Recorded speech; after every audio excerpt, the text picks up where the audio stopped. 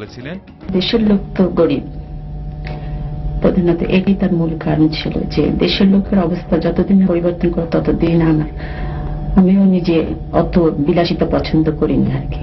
আমার ছেলেদেরও কোনো সময় কোনো বেশি কাপড় চোপড় সে পছন্দ করতো না। আমরা সবসময় রেশনের চালই খাই, সবসময় মাইনা যা পেতেন সত্যি কথা বলতাম না। মাইনা ছিল বোধহয় পে স্লিপ যা আসতো আর কি 2200 বোধহয়, উনি 10% আবার দিয়ে দিতেন।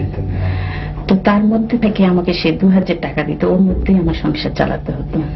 আমার ছেলেদেরও কোনো সময় কোনো রকম বেশি কাপড় চোপড় সে পছন্দ করতো না।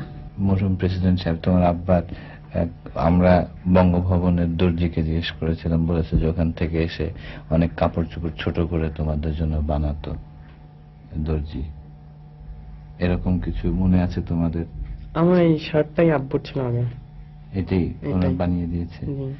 তোমার মনে আছে কোকো এরকম কোন? আমার দুটো প্যান্ট ছোট করে বানিয়ে দিয়েছিল। তোমার আব্বার প্যান্ট ছোট করে বানিয়ে দিয়েছে।